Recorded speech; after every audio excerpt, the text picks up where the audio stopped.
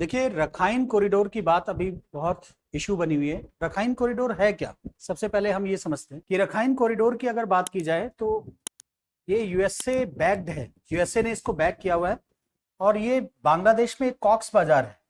COX बाजार से अगर इसको देखें हम, कॉक्स बाजार से, सो ये जो आपका रखाइन स्टेट है, सो ये पूरा कॉरिडोर क्या करेगा, एक ह्यूमैनिटेरियन रिलीफ प्रोवाइड करेगा। जो भी यहाँ कॉन्फ्लिक्टिंग एरियाज है, वहां पे रोहिंग्या मुस्लिम्स जो कॉन्फ्लिक्ट में हैं, उनको एक ह्यूमैनिटेरियन रिलीफ प्रोवाइड करेगा। और ये जो रखाइन कॉरिडोर है, इसको बैकिंग कौन कर रहा है? इसको यूएसए बैकिंग कर रहा है। अब देखिए, इस टाइम पे ना आपको यहाँ की पूरी जियो पॉलिटिक्स समझनी पड़ेगी कि इस टाइम पे चल क्या रहा है और इशू क्या है। अगर इस पॉइंट को अगर हम देखते हैं, जैसे लेट्स से ये बांग्लादेश है, ये आपका म्यांमार है, और ये जो रखाइन स्टेट है ये म्यांमार का ही पार्ट है, और यहाँ पे इंडिया है।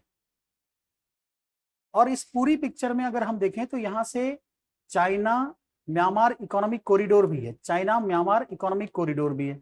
मींस म्यांमार में चाइना का इन्फ्लुएंस भी है। चाइना क्या कर रहा है कि म्यांमार में जो जुंता गवर्नमेंट है उसको सपोर्ट करता है। और अगर देखा जाए तो चाइना में जो एंट्रीम गवर्नमेंट है, जो उसको सपोर्ट करने वाले एंट्रीम गवर्नमेंट में देखा जाए, सो चीफ एडवाइजर हैं जिनका नाम है मोहम्मद यूनिस। सो मोहम्मद यूनिस को हमेशा से ये माना जाता था कि वो अमेरिका सपोर्टेड है।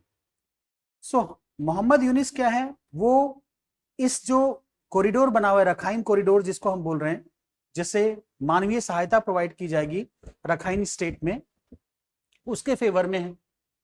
जबकि जो वहां के आर्मी जनरल हैं जिनका नाम है वाकर उस जमान, जुंता गवर्नमेंट के जो आर्मी जनरल हैं, वाकर चीफ हैं जो वाकर उस जमान, वो इसके बिल्कुल अगेंस्ट में है।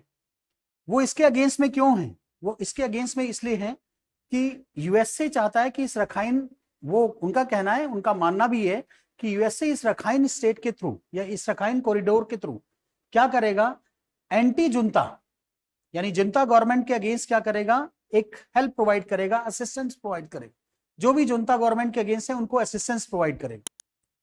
चाइना, क्योंकि चाइना, देखिए ये पूरा चाइना हमेशा से ही जुंता गवर्नमेंट को फेवर करता है, और चाइना का बहुत सारा इंफ्रास्ट्रक्चर, यहाँ पे पोर्ट बने हुए हैं, और चाइना ने बहुत सारा infrastructure, oil and gas pipeline इस तरह से बनाई हुई है। सो चाइना अपना इंफ्रास्ट्रक्चर को लेकर कंसर्न में। चाइना को प्रॉब्लम यह है कि अगर मान लीजिए यहाँ से यूएसए ने, ठीक है, इनको हेल्प प्रोवाइड करना शुरू की, एंटी जुंता गवर्नमेंट के या जुंता गवर्नमेंट के अगेंस्ट में काम करना शुरू किया यूएसए ने, तो चाइना का जो इंटरेस्ट है, जो स्ट्रेटेजिक इंटरेस्ट है म्यांमार में, वो सफर कर जाएगा। चाइना अपने इंटरेस्ट को प्रोटेक्ट करने के लिए जुंता गवर्नमेंट को सपोर्ट कर रहा है। जुंता गवर्नमेंट का जो आर्मी चीफ है वो इस रखाइन जो कॉरिडोर बन रहा है उसके अगेंस्ट में है। अब यहाँ पॉइंट पता क्या आता है, पेज क्या आता है? सबसे बड़ी प्रॉब्लम ये है कि यहाँ सफर ये कर रहा है बांग्लादेश। बांग्लादेश इसलिए सफर कर रहा है कि आप देखो इस पूरी जियो पॉलिटिक्स में कौन कौन सी कंट्री है। यूएसए इन्वॉल्व हो गया, इसमें इन्वॉल्व कौन हो गया, चाइना इन्वॉल्व हो गया, इसमें म्यांमार इन्वॉल्व हो गया, इसमें बांग्लादेश, क्योंकि ये कॉक्स बाजार से जा रहा है, ये पूरा जो रखाइन कॉरिडोर बनना है ये कॉक्स बाजार है। तो प्रॉब्लम ये है बांग्लादेश की अपनी डोमेस्टिक जो पॉलिटिक्स है वो है, प्लस इंटरनेशनल पॉलिटिक्स में वो कैसे बैलेंस करे, वो यूएसए को सपोर्ट करे, म्यांमार को सपोर्ट करे, चाइना को सपोर्ट करे, बांग्लादेश किसको सपोर्ट करे। इसमें एक पॉइंट आता है जो इंडिया भी इन्वॉल्व है। इंडिया कैसे इन्वॉल्व है कि अगर इंडिया को देखा जाए तो यहां से हमारा कालादान मल्टी मॉडल प्रोजेक्ट है। सो कालादान मल्टी मॉडल प्रोजेक्ट है, प्लस हम इंडिया जो है ना, अगर नॉर्थ ईस्ट को देखें तो ये बिल्कुल अटैच है, किसके साथ? म्यांमार के साथ अटैच। सो इंडिया को भी एक बैलेंस अप्रोच रखनी है, और इंडिया हमेशा से चाहता है कि साउथ एशिया और साउथ ईस्ट एशिया में एक बैलेंस्ड पॉलिटी बनी रहे, अननेसेसरी का इम्बैलेंस ना क्रिएट हो किसी चीज को लेकर। अब ये इतना कॉम्प्लेक्स लैंडस्केप बन चुका है यहाँ पे, अगर हम देखें तो आप देखिए कितनी कंट्रीज इसमें इन्वॉल्व हो गई है। बांग्लादेश इस इशू में, दूसरा क्या है आपका म्यांमार, तीसरा चाइना, चौथा अगर फोर्थ नंबर पे देखें यूएसए, फिफ्थ नंबर पे इंडिया। अब इसका सॉल्यूशन क्या हो सकता है? इसका सॉल्यूशन एक ही है कि हम एक प्लेटफॉर्म पे बैठें, एक कॉमन प्लेटफॉर्म पे बैठें, और ये जितने भी कंट्रीज हैं ये डायलॉग प्रोसेस के थ्रू इस इशू को रिजॉल्व करना शुरू करें। यूएसए इसको क्लेम करता है कि ये क्या है, ह्यूमैनिटेरियन रिलीफ है।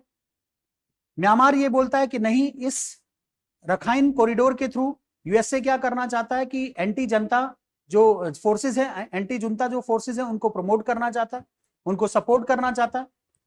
अब और चाइना क्या है, अपने इंफ्रास्ट्रक्चर को प्रोटेक्ट करना चाहता है, प्लस चाइना जुंता गवर्नमेंट को हमेशा सपोर्ट करता है, उसको असिस्ट करता है, उसको फाइनेंशियली प्लस इंफ्रास्ट्रक्चर जो भी उसको सपोर्ट चाहिए वो सपोर्ट करता है। इशू ये है कि इस पूरे, अब इंडिया का क्या है, देखिए इंडिया चाहता है, इंडिया का अगर हिडन इंटेंशन देखा जाए तो हिडन इंटेंशन ये है कि इंडिया चाइना के प्रेजेंस को बे ऑफ बंगाल में इंक्रीज नहीं होने देना चाहता। हमारा ये हमेशा से मोटो रहा है कि चाइना का प्रेजेंस बे ऑफ बंगाल में बहुत ज्यादा इनहांस नहीं होना चाहिए, बहुत ज्यादा नहीं होना चाहिए। सो इसलिए हम भी किसको, इस ह्यूमैनिटेरियन रिलीफ को या यूएस से जो भी पॉइंट कर रहा है उसको हम इनडायरेक्टली सपोर्ट ही कर रहे हैं। तो ये एक बहुत बड़ा इस टाइम पे एक लैंडस्केप बना हुआ है, एक कॉम्प्लेक्स लैंडस्केप बना हुआ है। अगर इसको रिजॉल्व करना है तो एक ही तरीका है कि जितने भी पार्टीज हैं, जितने भी इसमें कंट्रीज इन्वॉल्व हैं, वो एक प्लेटफॉर्म पे बैठे, इसका कॉमन सॉल्यूशन फाइंड आउट करें, एक ठीक है, एक ऐसा सॉल्यूशन फाइंड आउट करें जो विन विन सॉल्यूशन बने, जितने भी कंट्रीज इसमें, जितने भी कंट्रीज के स्ट्रेटेजिक इंटरेस्ट इसमें इन्वॉल्व हैं राखाइन कॉरिडोर में।